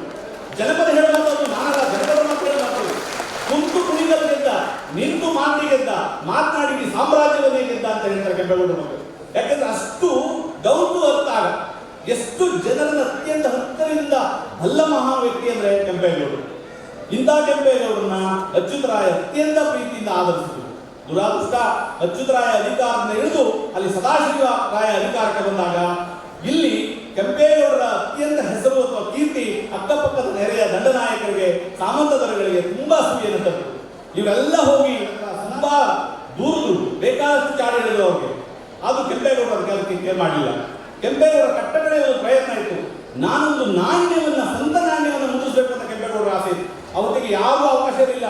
ವಸೂಲಿ ಮಾಡಿದ ಕಂದಾಯವನ್ನು ರಾಜನಿಗೆ ಕಪ್ಪ ಕಾಣಿಕೆ ಒಪ್ಪಿಸೋದು ಅಷ್ಟೇ ಅಧಿಕಾರ ಇತ್ತು. ಅಂತ ಹೊತ್ತಿಗೆ ಕೆಂಪೇಗೌಡರು ಒಂದು ಭೈರವ ನಾಣ್ಯವನ್ನು ಅಚ್ಚಾಕಿಸೋದಕ್ಕೆ ತೀರ್ಮಾನ ಮಾಡಿದ್ರು. ಭೈರವ ನಾಣ್ಯವನ್ನು ಅಚ್ಚಾಕಿದ್ರು ಕೂಡ ಒಬ್ಬ ಮಾಂಡಲಿಕ, ಒಬ್ಬ ಸಾಮಂತ ದೊರೆ ಇಡೀ ಭಾರತ ದೇಶದಲ್ಲಿ ತನ್ನ ಸ್ವಂತ ಹೆಸರಲ್ಲಿ ಒಂದು ನಾಣ್ಯವನ್ನು ಅಚ್ಚಾಕಿದ್ರೆ ಅದು ಕೇವಲ ಕೆಂಪೇಗೌಡರು, ಕೇವಲ ಕೆಂಪೇಗೌಡರು. ಆದರೆ ಈ ವಿಚಾರ ಸದಾಶಿವರಾಯ ಹೋಯಿತು. ಸದಾಶಿವರಾಯರಿಗೆ ಸಿಕ್ಕೊಂಡು ಕೆಂಪೇಗೌಡರನ್ನ ಕಡೆಯ 5 ವರ್ಷಗಳು ಆನೆಗೊಂದಿಯ ಸೆರೆಮನೆಯಲ್ಲಿ ಹಾಕಿದರು. 5 ವರ್ಷ ಅತ್ಯಂತ ಸುಂದರ ನಗರದ ಕನಸಿನ ಅತ್ಯಂತ ಹರಿಕಾರನಾದ ಕೆಂಪೇಗೌಡರು ಅತ್ಯಂತ ಕತ್ತಲೆಯ ಕೋಣೆಯಲ್ಲಿ 5 ವರ್ಷಗಳ ಕಾಲ ಆ ಸೆರೆಮನೆಯಲ್ಲಿ ಬದುಕಬೇಕಾಯಿತು. ಅದಾದ್ಮೇಲೆ ಅವರು ಸತ್ಯದ ಅರಿವಾಯಿತು. ಅದಾದ್ಮೇಲೆ 5 ವರ್ಷ ಆದ್ಮೇಲೆ ಅವರ ಬಿಡುಗಡೆ ಮಾಡಿದ ಕೆಂಪೇಗೌಡರು ಮತ್ತೆ ವಾಪಸ್ ಬಂದರು ಬೆಂಗಳೂರು. ಮತ್ತೆ ಅವರ ಅತ್ಯಂತ ಭವ್ಯವಾದ ಸ್ವಾಗತವಾಗಿ ಕಳಿಸಿದ್ರು. ಆ ಹೊತ್ತಿಗೆ ಇತಿಹಾಸ ಮಾತ್ರ ಬದಲಾಗಿತ್ತು, ಮಜಲೇ ಬದಲಾಗಿತ್ತು. 1565 ಜನವರಿ 23 ಮಂಗಳವಾರ ಅದು ಬಹಮನಿ ಸಾಮ್ರಾಜ್ಯದಲ್ಲಿ 5 ಶಾಹಿ ನಗರಗಳಿದ್ದೋ. 5 ಶಾಹಿ ನಗರಗಳು ವಿಜಯನಗರದಲ್ಲಿ ಯುದ್ಧವನ್ನು ಮಾಡಿದವು. ತಾಳಿಕೋಟೆ ಕದನ ಅಥವಾ ರಕ್ಕಸ ತಂಗಡಿ ಕದನ ಅಂತ ಕರೀತಾರೆ. 1565 ತಾಳಿಕೋಟೆ ಕದನದಲ್ಲಿ ಬಹಮನಿ ಸಾಮ್ರಾಜ್ಯಕ್ಕೂ ವಿಜಯನಗರ ಸಾಮ್ರಾಜ್ಯಕ್ಕೆ ಯುದ್ಧ ಆಗುವಾಗ ಅತ್ಯಂತ ಶ್ರೇಷ್ಠ ಸೈನ್ಯದ ದಂಡನಾಯಕನಾಗಿ ಕೆಂಪೇಗೌಡರು ಅಳಿಯ ರಾಮರಾಯ ಮತ್ತು ಸದಾಶಿವರಾಯ ಪರವಾಗಿ ಯುದ್ಧವನ್ನು ಮಾಡಿದರು. ಅದರಲ್ಲಿ ಸಂಪೂರ್ಣವಾಗಿ ವಿಜಯನಗರ ಸಾಮ್ರಾಜ್ಯ ಸಂಪೂರ್ಣವಾಗಿ ಸೋತೋಯಿತು. ಸೋತ ಮೇಲೆ ತನ್ನ ಕಡೆಯ ಅಪಾರ ಜನರನ್ನ ಕೆಂಪೇಗೌಡರು ಕಳ್ಕೊಂಡ್ರು. ಅದರಿಂದ ಜರ್ಜರಿತರಾದ ವಾಪಸ್ ಬರ್ತಾರೆ ಕೆಂಪೇಗೌಡರು. ವಾಪಸ್ ಬಂದ ಕೆಂಪೇಗೌಡರು ಮತ್ತೆ ಮುಸಲ್ಮಾನ ದೊರೆಗಳು ನನ್ನ ರಾಜ್ಯದ ಮೇಲೆ ಆಕ್ರಮಣ ಮಾಡ್ತಾರೆ ಅಂತ ಹೇಳಿ ಒಂದಷ್ಟು ಗಿರಿದುರ್ಗಗಳನ್ನ ಬಲಪಡಿಸ್ತಾರೆ. ಹೀಗೆ ಗಿರಿದುರ್ಗಗಳನ್ನ ಬಲಪಡಿಸಿ ಅಲ್ಲಲ್ಲಿ ಸೈನ್ಯವನ್ನ ನಿಲ್ದಾಣವಾಗಿ ನಿಲ್ಲಿಸುವಂತ ಸಂದರ್ಭದಲ್ಲಿ ಒಮ್ಮೆ ಕುಣಿಗಲ್ಲಿಂದ ವಾಪಸ್ ಬರ್ತಿರುವಂತಹ ಸಂದರ್ಭದಲ್ಲಿ 1569ರಲ್ಲಿ ಕೆಂಪೇಗೌಡರು ಅದೇ ನೋವಲ್ಲಿ ನಿಧನರಾಗ್ತಾರೆ. ಬಹಳ ವರ್ಷ ಎಲ್ಲಿ ನಿಧನರಾದ ವಿಷಯ ಜಿಜ್ಞಾಸೆ ಬಿದ್ದಿತ್ತು. 1565 ತಾಳಿಕೋಟೆಯ ಕದನದ ನಂತರ 1569ರಲ್ಲಿ ಕೆಂಪೇಗೌಡರು ನಿಧನರಾಗ್ತಾರೆ. 4 ಶತಮಾನಗಳ ಕಾಲ ಅಜ್ಞಾತವಾಗಿದ್ದ ಸಮಾಧಿಯನ್ನ ಪತ್ತೆ ಹಚ್ಚಿದ್ದು ಒಂದು ಸಾಧನೆ, ಅದೊಂದು ಸಾಹಸ. 7/3/2015 ಮರೂರು ಗ್ರಾಮದ ಪ್ರಶಾಂತ್ ಅನ್ನೋರು PhD ರಿಸರ್ಚ್ ಕವನ ಸಲ್ಲಿಸೋದಕ್ಕೆ ಕೆಂಪೇಗೌಡರ ಬಗ್ಗೆ ಅಧ್ಯಯನ ಮಾಡ್ತಾ ಇರುವ ಸಂದರ್ಭದಲ್ಲಿ ಅವರಿಗೆ ಕೆಂಪೇಗೌಡರ ಸಮಾಧಿ ಗೊತ್ತಾಗುತ್ತೆ. ಅವರು ಆ ಸಮಾಧಿಯನ್ನು ಹುಡುಕ್ತಾರೆ. ಅವರು ಆ ಸಮಾಧಿಗೆ ಒಂದು ಸಾಲು ಬರೆದಿದೆ, ಹಾಗೆ ಬರೆದಿದೆ, ಶಾಸನ ಬರೆದಿದೆ. ಪಿರಿಯ ಕೆಂಪಯ್ಯಗೌಡರವರು ಕುಣಿಗಲ್ಲಿಂದ ಬಂದು ಈ ಬಳಿ ಜಗಳವನ್ನು ಮಾಡಿ ಐಕ್ಯವಾಗಿ ಕೈಲಾಸಕ್ಕೆ ಹೋದ ಸ್ಥಳ ಎಂದು ಇವತ್ತಿಗೂ ಆ ಸಮಾಧಿಯ ಹತ್ರ ಶಾಸನದಲ್ಲಿ ಬರೆಸಲಾಗಿದೆ. ಅಂತ ಒಂದು ಶಾಸನವನ್ನ ಅಲ್ಲಿ ಕೆತ್ತಿಸಿದ್ರು. ಹಾಗಾಗಿ 1569ರಲ್ಲಿ ಕೆಂಪೇಗೌಡರು ನಿಧನರಾದರು. ಅವರ ದೂರದರ್ಶಿತ್ವದ ಬೆಂಗಳೂರು ಇವತ್ತು ಭಾರತದ ಇಂದ್ರನಗರವಾಗಿ, ಸಿಲಿಕಾನ್ ವ್ಯಾಲಿಯಾಗಿ ಅಥವಾ IT ಹಬ್ ಅಂತ ನಾವು ಏನೇನೆಲ್ಲ ಕರಿತೀವೋ ಪ್ರಪಂಚದ ಅತ್ಯಂತ ಸುಂದರ ನಗರವಾಗಿ ಬೆಂಗಳೂರು ನಿಂತಿದೆ ಅಂದ್ರೆ ಅದರ ಹೆಗಲು, ಅದರ ಕನಸು, ಅದರ ಹಂಬಲ, ಅದರ ಹಪಾಪಿತನ ಕೆಂಪೇಗೌಡರು. ಅದಾದ ಮೇಲೆ ಬಿಜಾಪುರ ಸುಲ್ತಾನ ಬೆಂಗಳೂರನ್ನ ಕಣ್ಣಾರೆ ಕಂಡು ಇದರ ಸೊಬಗನ್ನ ನೋಡಿ ಅಸೂಯೆ ಪಟ್ಟು ಇಲ್ಲಿ 2 ದಿನ ಅವನ ದಂಡನಾಯಕನ ಕಳಿಸ್ತಾರೆ.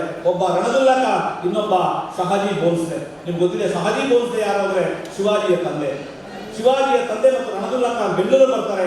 ಬೆಂಗಳೂರಲ್ಲಿದ್ದಂತಹ ಕೆಂಪೇಗೌಡರ ಮಗ 2ನೇ ಕೆಂಪೇಗೌಡರನ್ನ ಸೋಲಿಸ್ತಾರೆ. 2ನೇ ಕೆಂಪೇಗೌಡರು ಬೆಂಗಳೂರು ಬಿಟ್ಟು ಮಾಗಡಿಗೆ ಹೋಗ್ತಾರೆ. ಅಲ್ಲಿಂದ ಮಾಗಡಿ ಕೆಂಪೇಗೌಡ ಅಂತ ಅವರ ಸಂತಾನ ಮುಂದುವರಿದ್ರು.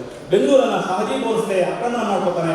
ಅಲ್ಲಿ ಗೌರಿ ಮಹಲ್ ಅಂತ ಹೇಳಿ ಒಂದು ಅರಮನೆಯನ್ನ ಶಹಾಜಿ ಭೋನ್ಸ್ಲೆ ಕಟ್ಕೊಂಡು ಅವರ ಆಸ್ಥಾನದಲ್ಲಿದ್ದಂತಹ ಒಬ್ಬ ವ್ಯಕ್ತಿ ಒಂದು ಶ್ರೇಷ್ಠ ಪುಸ್ತಕವನ್ನು ಬರೀತಾನೆ. ಆ ಪುಸ್ತಕದ ಹೆಸರೇ ಶಿವಭಾರತ. ಪರಮಾನಂದ ಅನ್ನುವ ಸಾಹಿತಿ ಶಿವಭಾರತ ಪುಸ್ತಕ ಬರೀತಾನೆ. ಶಿವಭಾರತ ಬೆಂಗಳೂರು ನಗರವನ್ನು ನಿರ್ಮಾಣ ಮಾಡಿದ ಕೆಂಪೇಗೌಡರ ಅಷ್ಟು ರೀತಿಯ ಕನಸುಗಳನ್ನು ತೆರೆದಿರುವಂತಹ ಅತ್ಯಂತ ಶ್ರೇಷ್ಠ ಪುಸ್ತಕ ಯಾವುದಾದ್ರೆ ಅದು ಆ ಶಿವಾನಂದ ಪರಮಾನಂದ ಬರೆದಂತಹ ಶಿವಭಾರತ. ಇನ್ನೊಂದು ರಾಧಾಮಾಧವ ವಿಳಾಸ ಕಂಪು ಕಾವ್ಯದಲ್ಲಿ ಬೆಂಗಳೂರಿನ ಬಗ್ಗೆ ಅತ್ಯಂತ ವಿವರವಾಗಿ ಬರೆದಿದ್ದಾರೆ. ಇಂತಹ ಒಂದು ಸುಂದರ ನಗರ ನಮ್ಮ ಕರ್ನಾಟಕದ ಹೆಮ್ಮೆ, ಈ ದೇಶದ ಹೆಮ್ಮೆ ಅಂತ ಹೇಳೋದಕ್ಕೆ ಅತ್ಯಂತ ಸಂತೋಷಕರ ಸಂಗತಿ. ಆಮೇಲೆ ಇನ್ನೊಂದು ನೋಡಿ, ದಕ್ಷಿಣ ಭಾರತದ ಭೂಪಟವನ್ನು 4 ಭಾಗಗಳಾಗಿ ನಡೆಸಿದ್ರೆ ಕರೆಕ್ಟಾಗಿ ಬಿಂದು ಬರೋದು ಬೆಂಗಳೂರಿಗೆ. ಅದು ಕೆಂಪೇಗೌಡರ ತಾಕತ್ತು, ಕೆಂಪೇಗೌಡರ ನಾಲೆಡ್ಜ್. ಇಡೀ ಬೆಂಗಳೂರು ದಕ್ಷಿಣ ಭಾರತದ ಭೂಪಟವನ್ನು 4 ಭಾಗಗಳಾಗಿ ಫೋಲ್ಡ್ ಮಾಡಿದ್ರೆ ನಡೆಸಿದ್ರೆ ಕರೆಕ್ಟಾಗಿ ಅದರ ಕೇಂದ್ರ ಬಿಂದು ಯಾವ್ದು ಬರ್ತದೆ ಬೆಂಗಳೂರು. ಅಂಥ ಜಾಗದಲ್ಲಿ ಬೆಂಗಳೂರನ್ನ ಕೆಂಪೇಗೌಡರು ಕಟ್ಟಿದೆ. ಹಾಗಾಗಿ ಈ ಹೊತ್ತಿಗೆ ಇಂಥ ಒಬ್ಬ ಮಹಾನಾಯಕನನ್ನ ಸಂಭ್ರಮಿಸುವ, ಮಹಾನಾಯಕನನ್ನ ನೆನಕೊಳ್ಳುವಂತಹ ಅವಕಾಶ ಮಾಡಿಕೊಂಡಾಗ ಎಲ್ಲರಿಗೂ, ಅದರಲ್ಲೂ ಜಿಲ್ಲಾಡಳಿತ ಮತ್ತು ಕನ್ನಡ ಮತ್ತು ಸಂಸ್ಕೃತಿ ಇಲಾಖೆಯ ಎಲ್ಲರಿಗೂ ನನ್ನ ಆದರಣೀಯ ಅಭಿನಂದನೆಗಳನ್ನು, ಧನ್ಯವಾದ ತಿಳಿಸ್ತಾ ಇವತ್ತು ಈ ಆಚರಣೆಯನ್ನು ಜೂನ್ 27 ಮಾಡ್ತಾ ಇದ್ದೀವಿ. ಇವತ್ತು ನಾವು ನೆನ್ಕೊಳ್ಳೇಬೇಕಾದ ಒಬ್ಬರನ್ನ ಶ್ರೀ ಶ್ರೀ ಶ್ರೀ ನಿರ್ಮಲಾನಂದನಾಥ ಸ್ವಾಮೀಜಿಗಳನ್ನು. ಯಾಕೆ ಅಂದರೆ ಏಪ್ರಿಲ್ ತಿಂಗಳಲ್ಲಿ ಯಾವುದೋ ಒಂದು ದಿನಾಂಕವನ್ನು ಘೋಷಣೆ ಮಾಡಿಬಿಟ್ಟಿದ್ರು. 2017 ನಿಖರವಾದ ದಿನಾಂಕನೇ ಗೊತ್ತಿರಲಿಲ್ಲ. ಶ್ರೀ ಶ್ರೀ ಶ್ರೀ ನಿರ್ಮಲಾನಂದ ಸ್ವಾಮೀಜಿಗಳು ಅತ್ಯಂತ ಶ್ರೇಷ್ಠ ಇತಿಹಾಸಕಾರರನ್ನು ಕರೆಸಿ, ಕರ್ನಾಟಕದ 3 ಯೂನಿವರ್ಸಿಟಿಯ ಉಪಕುಲಪತಿಗಳನ್ನು ಕರೆಸಿ, ಅದರಲ್ಲಿ professor Sheikh Mastan, professor Srinivas, professor MG Nagaraj ಅಂತಹ ಮಹಾನ್ ಇತಿಹಾಸಕಾರರನ್ನು ಕರೆಸಿ ಕೆಂಪೇಗೌಡರು ಹುಟ್ಟಿದ ದಿನಾಂಕವನ್ನ ನೀವು ಅತ್ಯಂತ ಹತ್ತಿರದ ದಾಖಲೆಗಳನ್ನು ಹಿಡಿದು, ಶಾಸನಗಳನ್ನು ಹಿಡಿದು, ಓಲೆಗರಿಗಳನ್ನು ಹಿಡಿದು, ತಾಳೆಗರಿಗಳನ್ನು ಹಿಡಿದು ನನಗೆ ನಿಖರವಾಗಿ ತಂದುಕೊಡ್ಬೇಕು ಅಂತ ಹೇಳಿ ಅವರು ನೇಮಕ ಮಾಡಿ, ಅಷ್ಟೂ ಜನ ಅತ್ಯಂತ ನಿಖರವಾಗಿ ಇತಿಹಾಸವನ್ನು ಅಧ್ಯಯನ ಮಾಡಿ ಜೂನ್ 27, 1910 ಕೆಂಪೇಗೌಡ ಜನಿಸಿದ್ರು ಅಂತ ಹೇಳಿ ಒಂದು ವರದಿಯನ್ನು ಎಲ್ಲರೂ ಸಮ್ಮತವಾದ, ಎಲ್ಲರೂ ಒಪ್ಪುವಂತಹ ಒಂದು ವರದಿಯನ್ನ ನಿರ್ಮಲಾನಂದ ಸ್ವಾಮೀಜಿಗೆ ಕೊಟ್ಟರು. ನಿರ್ಮಲಾನಂದ ಸ್ವಾಮೀಜಿಯವರು ಆವತ್ತಿನ ನಮ್ಮ ಅತ್ಯಂತ ಶ್ರೇಷ್ಠ ಮುಖ್ಯಮಂತ್ರಿ, ಇವತ್ತಿನ ಮುಖ್ಯಮಂತ್ರಿಯಾಗಿರುವ DK ಶಿವಕುಮಾರ್ ಅವರನ್ನ, ಆ ಹೊತ್ತಿನ ನಮ್ಮ ಕನ್ನಡ ಸಂಸ್ಕೃತಿ ಇಲಾಖೆ ಸಚಿವರಾದ ಉಮಾಶಿಯವರನ್ನು ಕರೆಸಿ ಇದನ್ನು ಅವರಿಗೆ ವರದಿಯನ್ನು ಒಪ್ಪಿದ್ರು. 2017ರಿಂದ ಜೂನ್ 27 ಕೆಂಪೇಗೌಡರ ಜಯಂತಿ ಅಂತ ಹೇಳಿ ಜಿಲ್ಲಾಡಳಿತ ಮತ್ತು ಸರ್ಕಾರದ ಪರವಾಗಿ ಆಚರಣೆ ಮಾಡುವಂತಹ ಅವಕಾಶ ತಂದುಕೊಟ್ಟಿದೆ. ಇವತ್ತಿಗೆ ನಾವೆಲ್ಲ ಸೇರಿ ಶ್ರೀ ಶ್ರೀ ಶ್ರೀ ನಿರ್ಮಲಾನಂದ ಸ್ವಾಮೀಜಿಗಳ ಅವರೊಂದು ಧನ್ಯವಾದಗಳನ್ನು ಸಲ್ಲಿಸ್ತಾ ಈ ಹೊತ್ತಿಗೆ ಈ ಹೊತ್ತಲ್ಲೂ ನನ್ನನ್ನು ಇಷ್ಟೊಂದು ಅರಗಿಸಿಕೊಂಡ, ಸಹಿಸಿಕೊಂಡ ನಿಮಗೆಲ್ಲರಿಗೂ ನನ್ನ ಅನಂತ ನಮಸ್ಕಾರಗಳನ್ನು ತಿಳಿಸುತ್ತಾ ಅವಕಾಶಕ್ಕಾಗಿ ಹೆಚ್ಚು ಸಮಯ ತಿಳಿದಿದ್ದೀನಿ. ಎಲ್ಲ ವೇದಿಕೆಯ ಜನರಿಗೆ ಕ್ಷಮೆಯನ್ನು ಕೋರ್ತಾ ನನ್ನ ಮಾತನ್ನು ಮುಗಿಸ್ತೀನಿ. ಮತ್ತೊಮ್ಮೆ ಧನ್ಯವಾದಗಳು.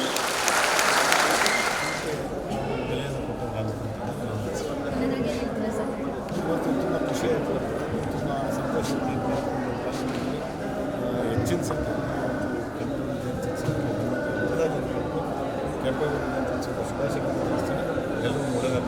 ಕೈ ಮುಗಿದು ಕೇಳ್ಕೊಂತೀನಿ.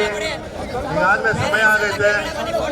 ಪೋಷಕರುಗಳೆಲ್ಲ SLC ಮಕ್ಕಳು ಬಿಟ್ಟು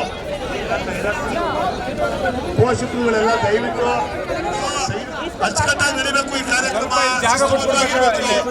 ಕೈ ಮುಗಿತೀನಿ, ದಯವಿಟ್ಟು ಪೋಷಕರುಗಳು ಎಲ್ಲ ಮುಂದೆ ಬನ್ನಿ. ಪೋಷಕರುಗಳೆಲ್ಲ ಮುಂದೆ ಬರೋಣ. ಪೋಷಕರುಗಳ ಹಿಂದೆ ಬನ್ನಿ, ದಯವಿಟ್ಟು ಪ್ಲೀಸ್ ಹಿಂದೆ ಬನ್ನಿ. ರಾಜಣ್ಣ